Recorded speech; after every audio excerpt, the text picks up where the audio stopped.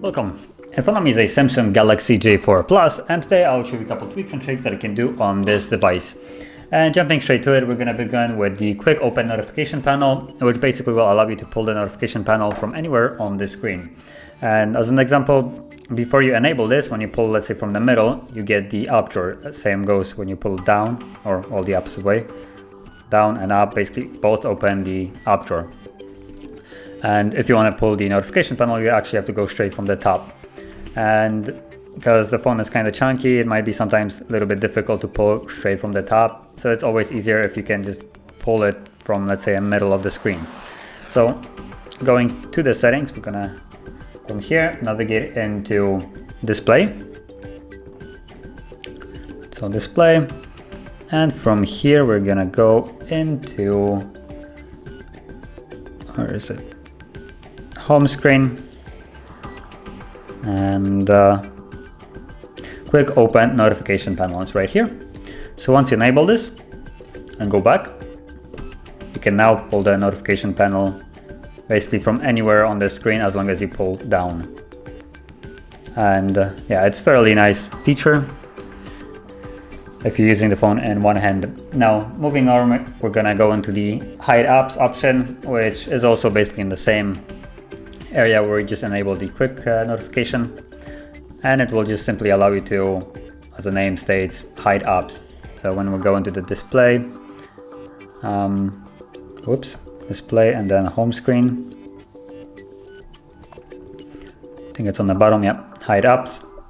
You can from here select apps that you don't want to show, and I just select something like voice recorder, or let's say Samsung Health. So you can basically hide a couple apps. Let's tap on apply. And now if I would go here, you won't be able to find these apps in the app drawer anymore, neither on the home screen. So nice thing if you want to clean up your app drawer to not show redundant apps.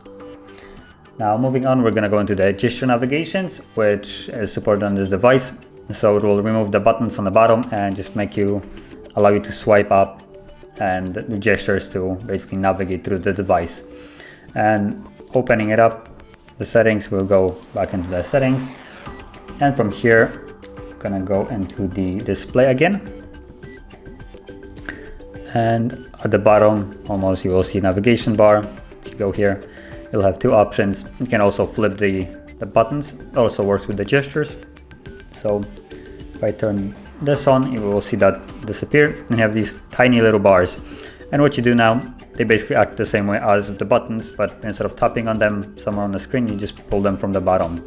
So if I want to go back, I would just do this.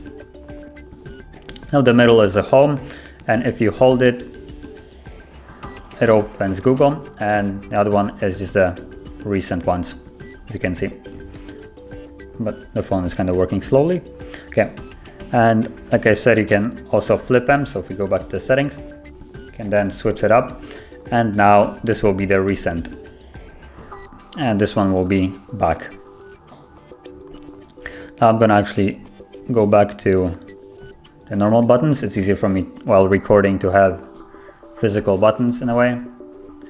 Okay, so moving on, we're gonna go into the app shortcuts. And what this means is when you lock the device, you have these two apps right here. You have the phone and camera, and you can actually change them up. So going back to the main settings page, let's go into the lock screen. So right here, and from here we should find the app shortcuts. There it is, app shortcuts, and you have left shortcut and right shortcut. So you can tap on it and then select a different app that you desire to have from there. So you could, let's say, have YouTube like this. And now if I lock the device, I can launch YouTube immediately. So that's a kind of neat trick, and now I don't want to update, just leave this. And the last thing I want to show you is the more of a security thing. And I think I already have the SD card in here. Oh, I guess we'll see. But basically what it allows you to do is encrypt the SD card that is in the device. So if someone will take your SD card and plug it into their device, they won't be able to read anything that is on it. And to do it, we would go into the settings, then biometrics and security. So right here, and then encrypt SD card.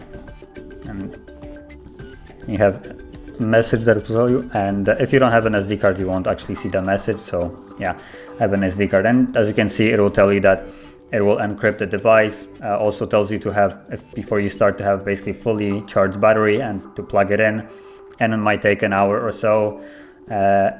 And basically another warning message is that if you do a hard reset of the device itself and not basically decrypt the SD card, you won't be able to access it after the reset of the device, because it will basically be encrypted by this specific like version of your software in a way. I'm not sure how to explain it, but basically whatever you're using right now, if you perform a hard reset, it also resets the encryption and thus won't be able to decrypt the SIM card. So you'd have to basically format it and re-encrypt it if you wanted.